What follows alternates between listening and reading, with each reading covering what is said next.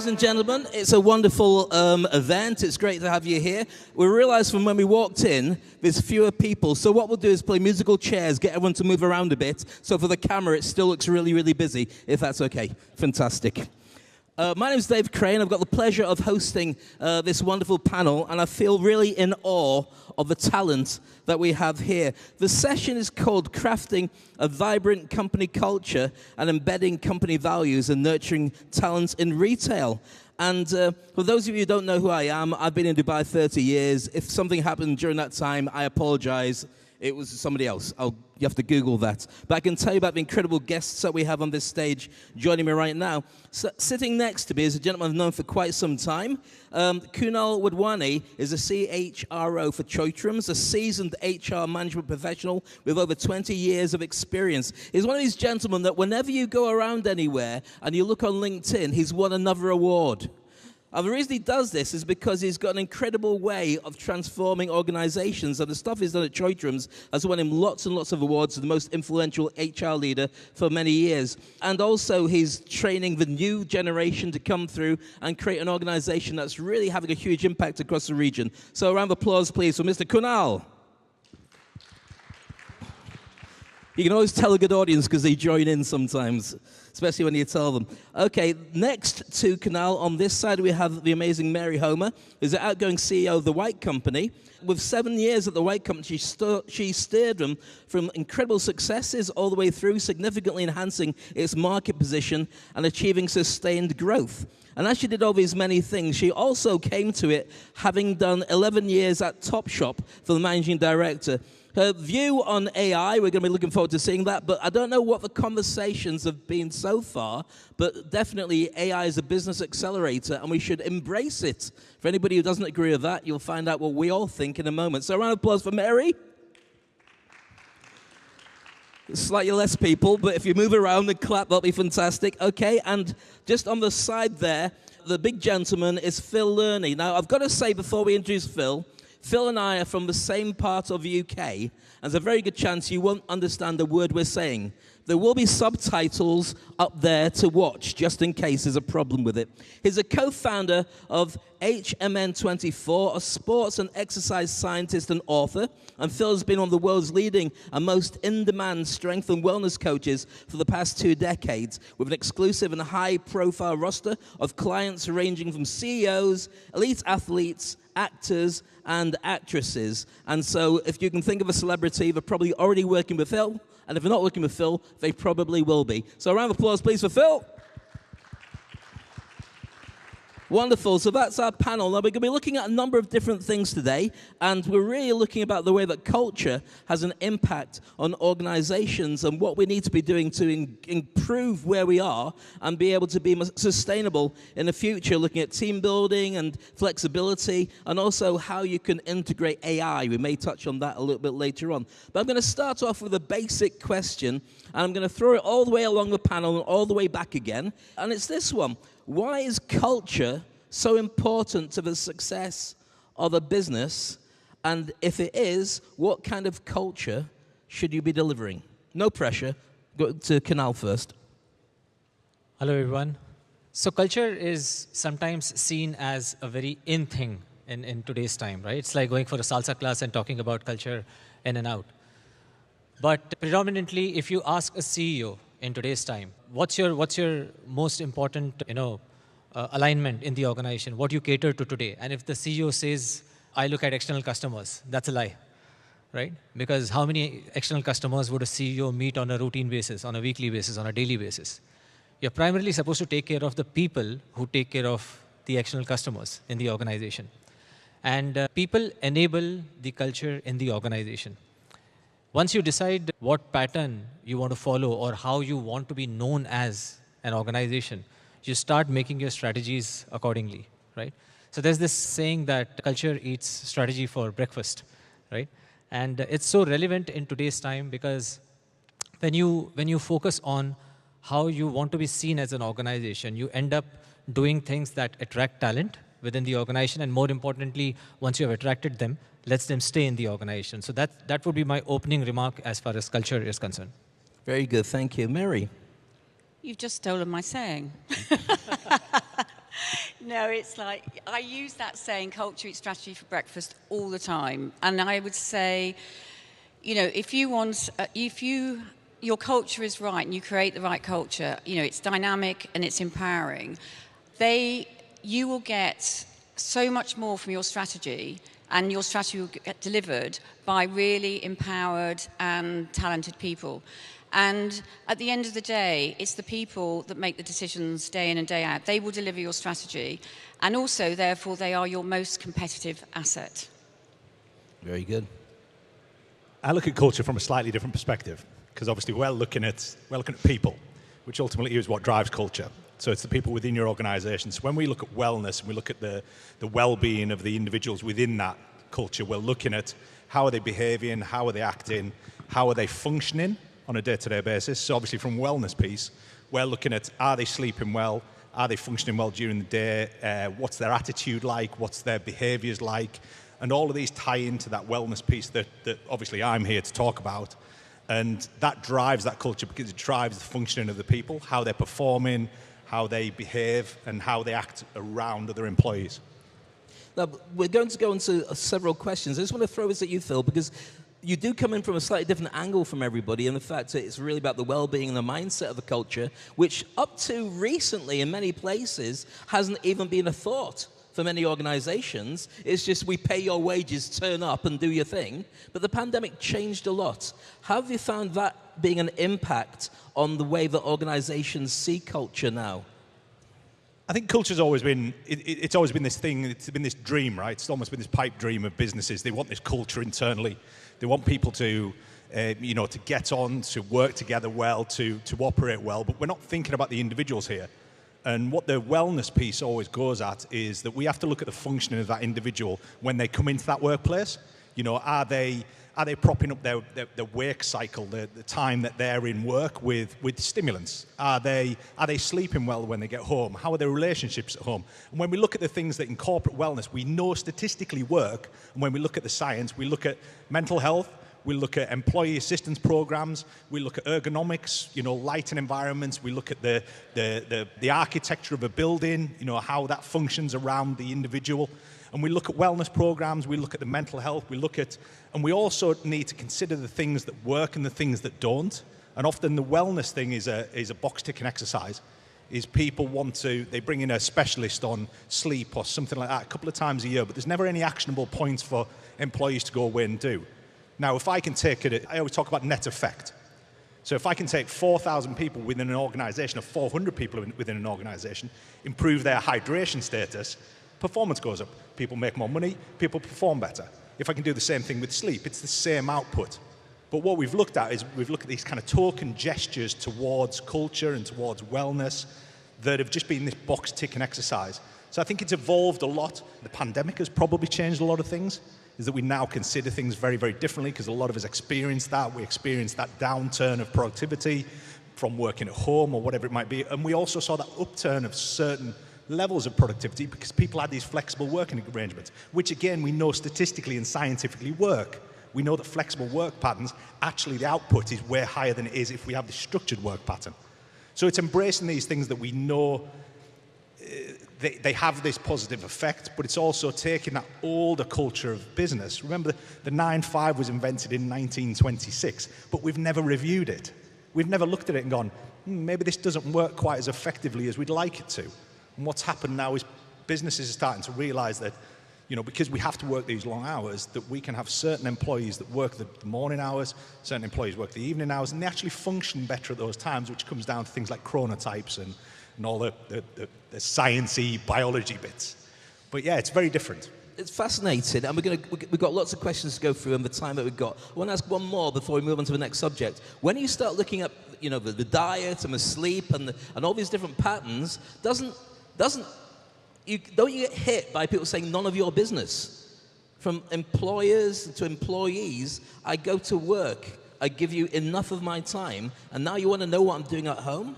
Now, I bring this up, not to be ruining what you do, because I'm sure you do a brilliant job of it, but that's a culture that for many of the people here, it would step one stage further when you start monitoring what happens in their own home, because they want to close the doors and make it different. Yeah, but the whole idea isn't that we're telling people what to do. What we're doing is we're looking for best practice. We're trying to advise people as to the best thing they can do. So if I talk to someone about, for example, caffeine management, you know, people, remember, if somebody has a sleep problem, they also have a wake problem. What I need for them to register is that the way that they support that wake problem is through the excessive use of stimulants, which then affects their sleep. Okay. Now we're in this circular problem. Now that doesn't just affect work. That doesn't just affect them when they step into work in the morning. That affects them when they go home at night. It affects them when they sleep. It affects them when they travel. It affects their mental health, their physical health, their heart health, their metabolic health, and it actually increases their cancer risk. So we're looking at significant health markers here, and as an employee, we must have that responsibility to improve those markers, improve output, and ultimately it's a win-win situation. Is that if I've got a better performance from my employees, I've also got a better output from my employees. And they're happier at home. If they're happier at home, they're happier at work. And we could get into a bunch of phrases here. But ultimately, that's what we're looking at. We're looking at the net effect across a spectrum. And we're not dictating to people what they should or can and can't do. What we're saying is, let's advise them as to the best practice, and then it's up to them. It's like when we deal with pro athletes, and sorry, I'll be very quick here. When we deal with pro athletes, we have athletes that are willing to do anything to get that edge. And then we have athletes that don't. The athletes that don't, there's nothing we can do about. You know, and this is the same with anybody. You can take a horse to water, right? But you can't make a drink. I know. Snap. Right, the rest of our panel is saying, can we say something now? So you're not allowed to talk for 10 minutes. All right, I'm just saying. Okay, so maybe start looking at that and different organizations and the things you've done at Choitrums, things that you're doing now, you've done with Topshop and so on, the right company. What about the team-building activities that drive all this? Inclusivity in the workplace, the diversity you need, the culture has to jump into a new way of moving forward. Are people receptive to that? And if they are receptive, what's the best way of crafting that impact on your team to get the best results? All right, Dave. So when we talk about inclusivity, generally the first couple of things that come into people's mind is nationality breakup, and gender diversity within the organization. I think where we stand today as organizations, we need to go beyond this. We need to now start focusing on generational inclusivity. We are talking about limited number of baby boomers that are left in the organization. We are talking about people like me who are, a part of Gen X. We are sitting at XCOM level at this particular point in time, and then we are dealing with all the millennials and Gen Zs waiting for the Gen Alphas to come into the organization. The whole perspective of inclusivity moving on should be associated to how we merge our thought process with the younger generation, see what their perspectives are, and then try and build a program where we are able to coach baby boomers and Gen X to start merging our thought processes with what the millennials think of, and then coach millennials on the old school thought processes of managing business as well. It needs to be a golden handshake situation. So that is where inclusivity stands for me. When I talk about curating programs, you need to mean well for people to absorb the true sense of engagement within the organization. You can do surveys, all right, and then do nothing about it.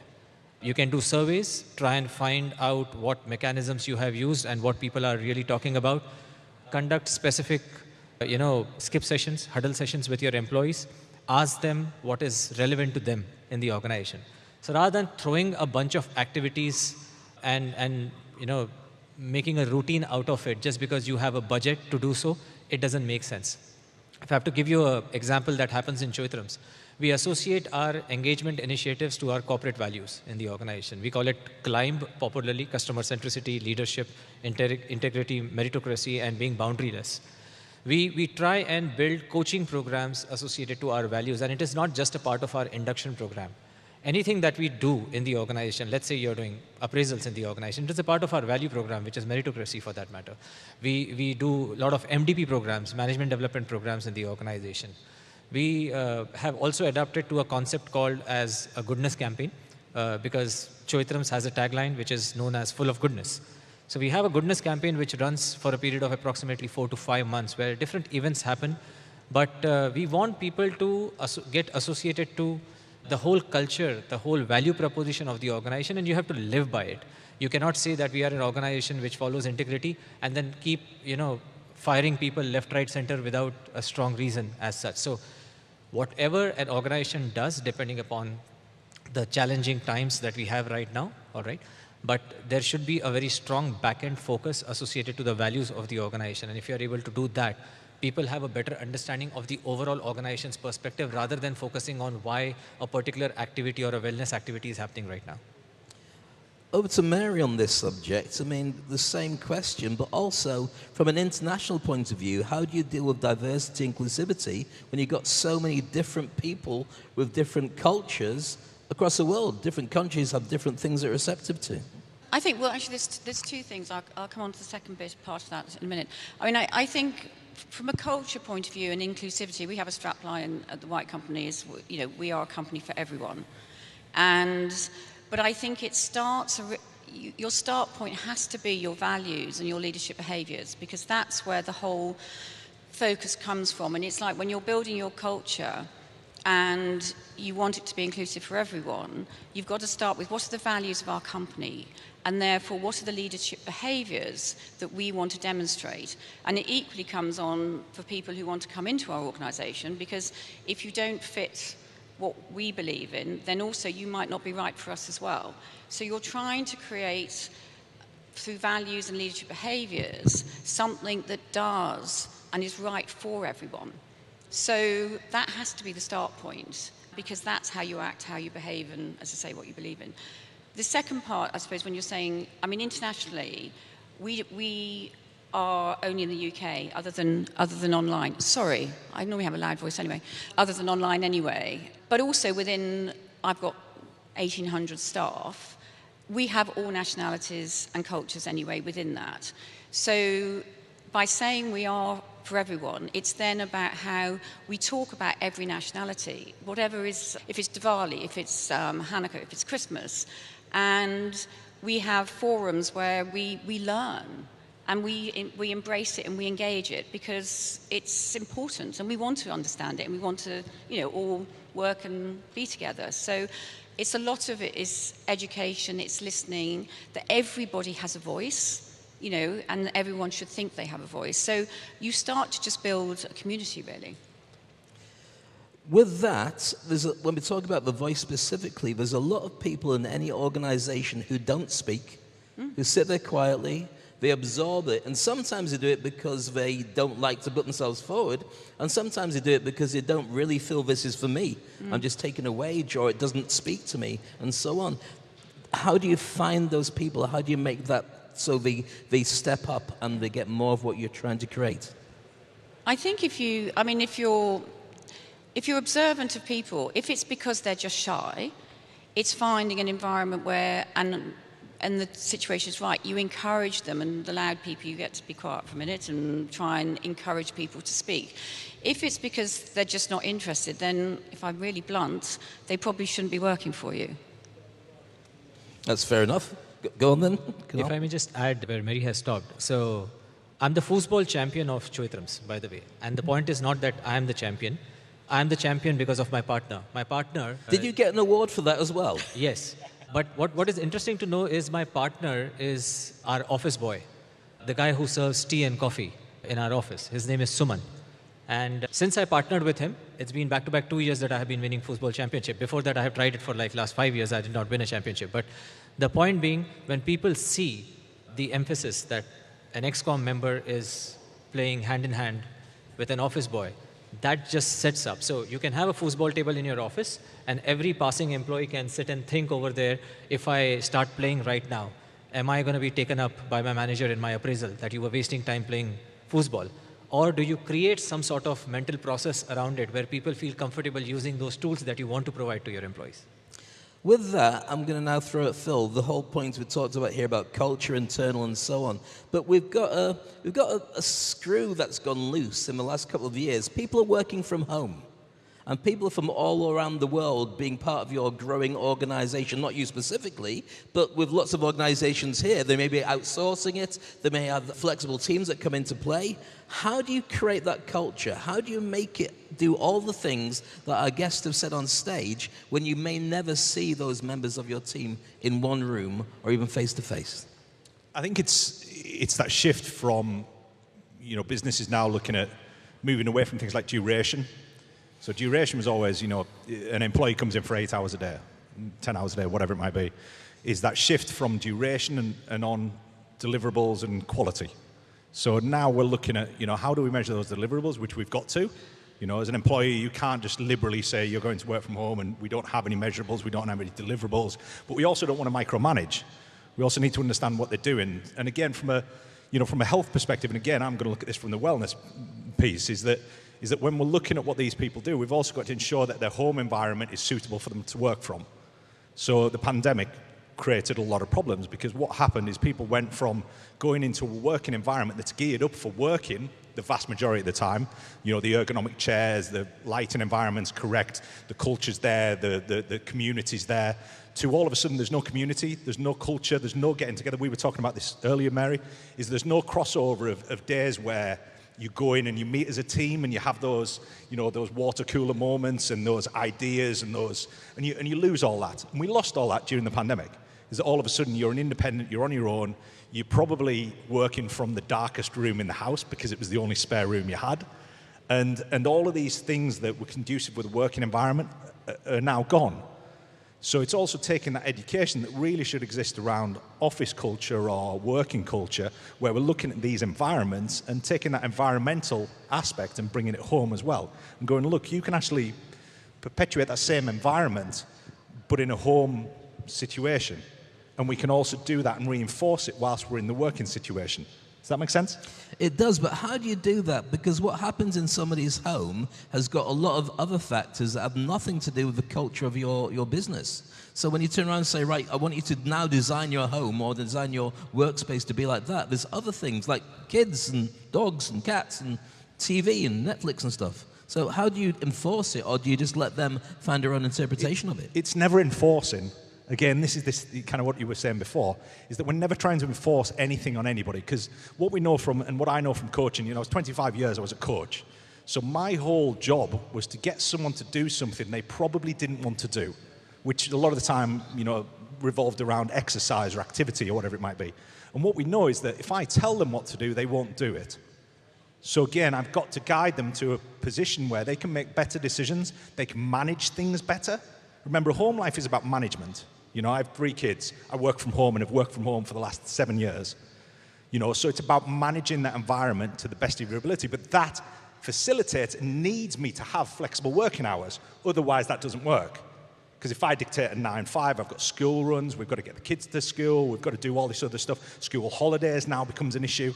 So it's about management of that time and me knowing what is the best way for me to facilitate that. Does it mean I just get up earlier and I get a couple of hours of complete peace and quiet where I can get my job done?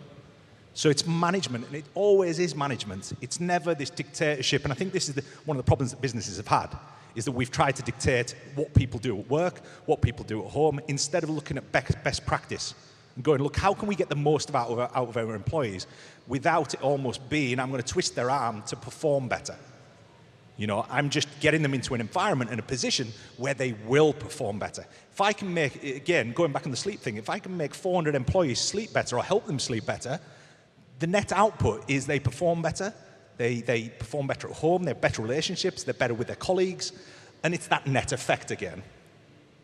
That makes a lot of sense. From the point of view of Mary, when you're looking at the organizations that are being set up nowadays and the change to many in the retail industry, a lot of the businesses are online. People like to sit there with a credit card in the pajamas and shop for something that comes into the organization, from the organization into the house. How does setting up a business now look compared to the old bricks and mortar business that we have before? I mean, you've been involved in setting up and making very successful businesses. What would be the next stage for anybody? Is anybody out here starting a new business?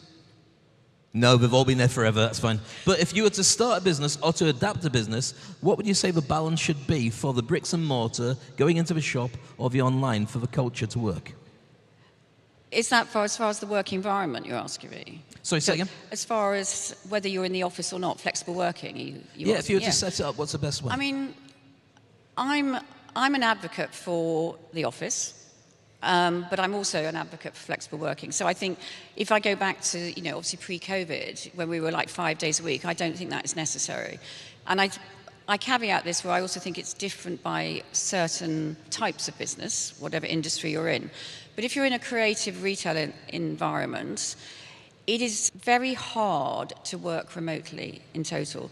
So, for example, at the White Company, we are 3 days in the office, Tuesday, Wednesday, Thursday. Everybody is in at the same time, because then you can build your culture. You haven't got that, oh, someone's in on Friday, but I'm in on Monday, therefore you can't have meetings and everything else. And then you've got the flexibility on a Monday and a Friday to work from home. We do say, though, that if on Friday or whatever day it is we need you in, you can't be saying I'm looking after the dog or doing the school run. You still, but it happens obviously very rarely. But the reason for it is productivity, speed of answers, a bit like the water cooler moment, brainstorming, and it's culture and building your brand, and it's also learning. So it's very hard, particularly for more junior members, to learn. You learn from listening and being and hearing. And we were, even through COVID, you're finding people didn't know who people were. They weren't learning. They were sat behind screens. And in our environment and in the retail environment, it just doesn't work. But the flexibility of both is what the answer is.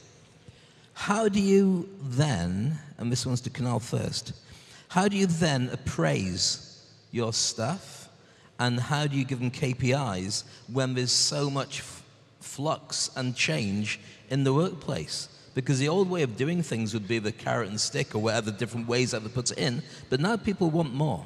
And now people want to see accountability from upstairs as well as downstairs. Well, post-COVID was an interesting change for Choitrams, if I speak specifically about our business, because who would have thought a retail, brick and mortar, e-commerce distribution organization can work from home as well. So let me put it this way. In the initial stages when COVID occurred, we were forced to work from home. It was not a mental thought process as such. I agree and I second Mary's thoughts. I am a personal believer of working from office. But as time has gone by, I think we have understood the importance of a hybrid work culture. And that is something that we have now created in Choitrams. Today, this morning, I decided I wanted to come for the conference in the second half. So I was working from home in the morning. It's a call that I can take today. That's how the mindset has changed. And I think the most important element depends upon self-acceptance of the organization, the top leadership of whether they very genuinely believe that they can work from home, or they want to have a hybrid work culture, or just decide whether you don't want to work from home because it would be detrimental for business. So we work in the organization to support business so that the business earns money, right? Whatever works for business is important. At the same point in time, there should be a consensus that comes from the wider population in the organization, which is our employees. What do they want? What do they believe in? When we decided we wanted to adopt a hybrid work culture in the company, the big question was associated to empowerment. Because you cannot use the same leadership style or follow-up mechanisms that you used to have when you were working continuously from office 5 days a week. When people started working online, we were not available for each other, more importantly. So how do you empower each and every level in the organization to take decisions, to take control of the situation when the leadership sometime may not be available for a face-to-face talk? What do they do? What are the limitations? What is the delegation of authority in the organization? All these concepts need to seamlessly work, and an absolute clarity needs to be given to people across not just the leadership level, but even at the management level for that matter. And once they have that clarity, people start consolidating their thought processes, start working towards achieving objectives. Now, KPIs can change because you make people more accountable for their levels, their jurisdictions, right? And interestingly, you need to start looking at a project management methodology when you're working from home or in a hybrid work culture, because every single time, if I have to see my supervisor, he may just not be available. For that matter, I may not necessarily be available on a daily basis if I'm working from home or in a hybrid culture for my team members.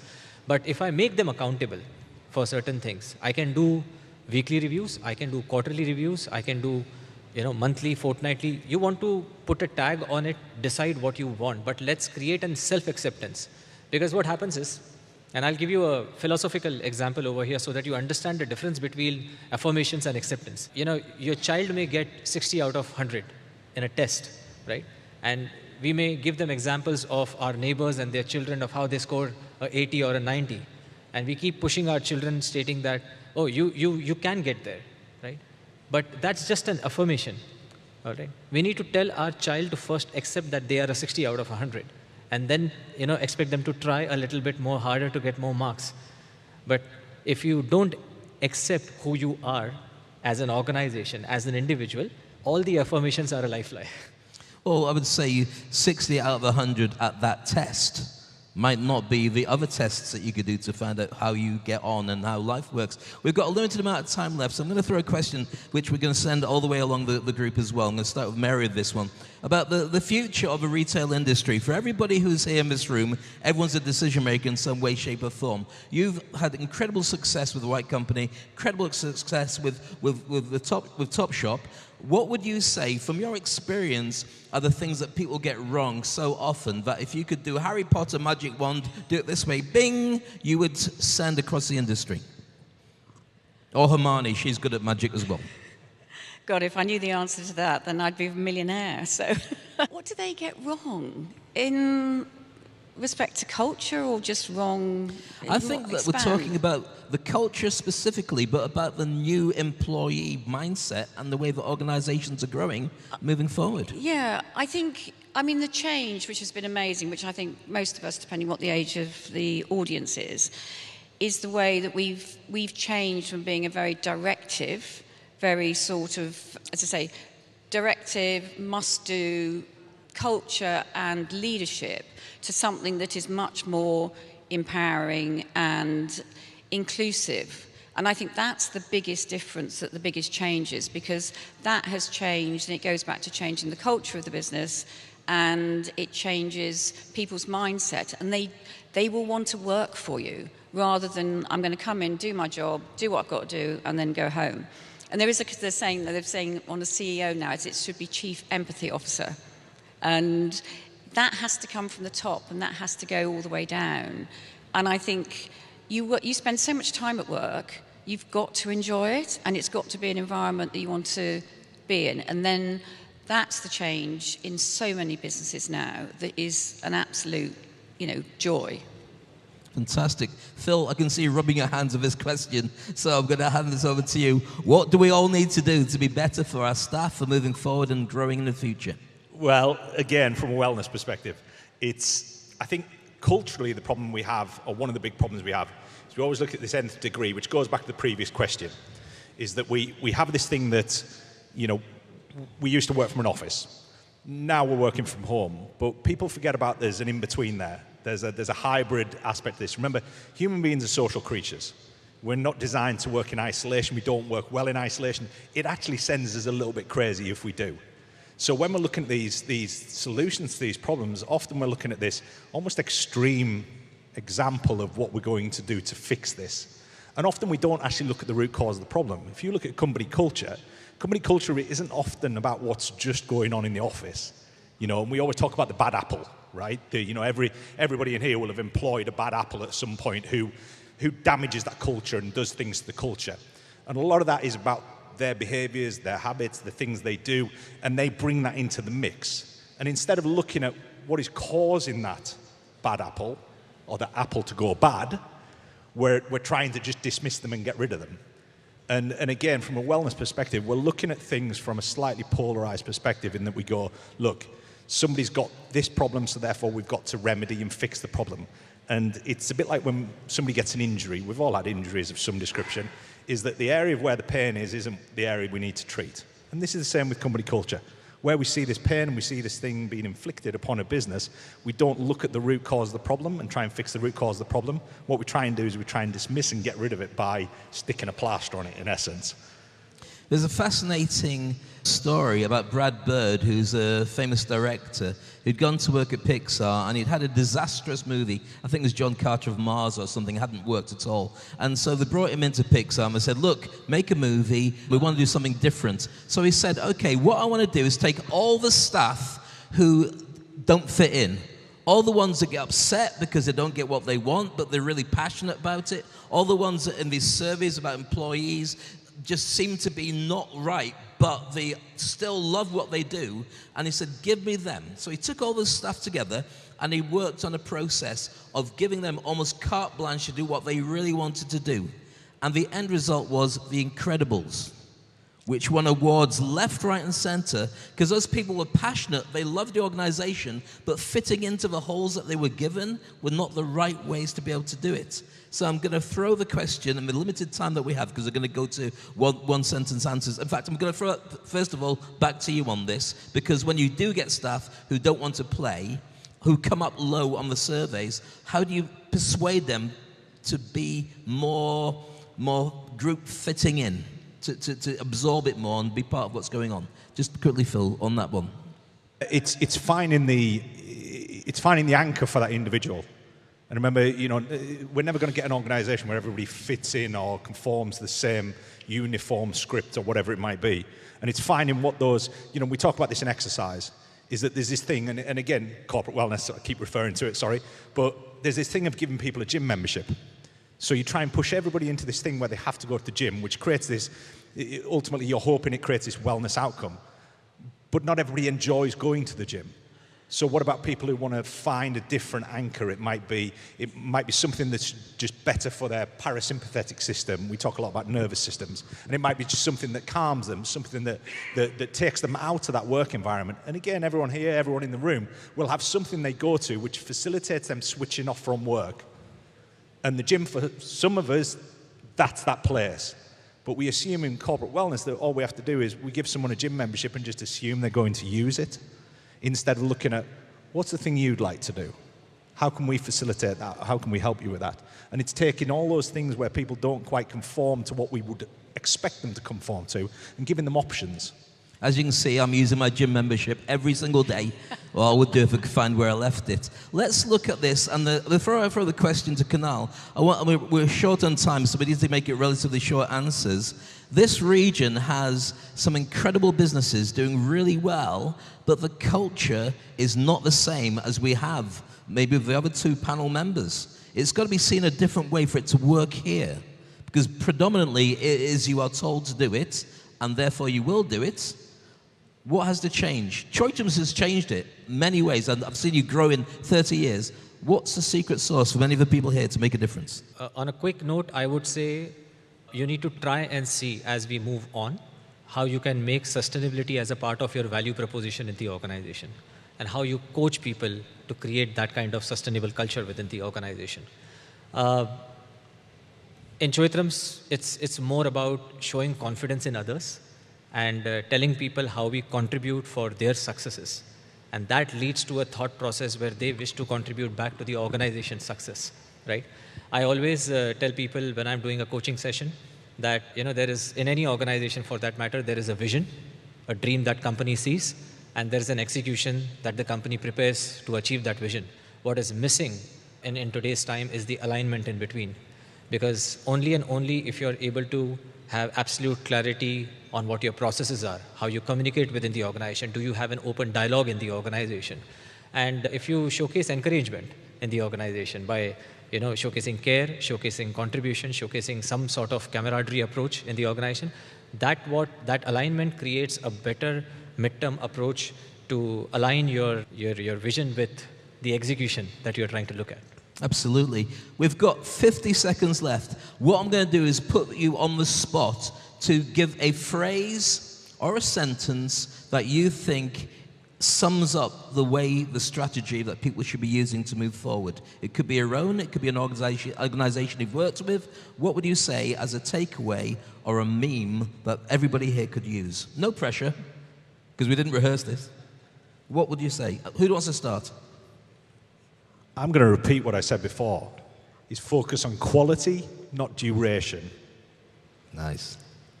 Your people are your most important asset and your competitive advantage. Care for them. Fantastic. From a strategy perspective, if it sounds stupid and it works, it's not stupid. I love that. And my personal one would be jump and grow wings on the way down, which means throw yourself into it, do the calculated risks, and you never know what the results could be. What's the worst that could happen? Maybe you learn something, or maybe you get the results you truly want.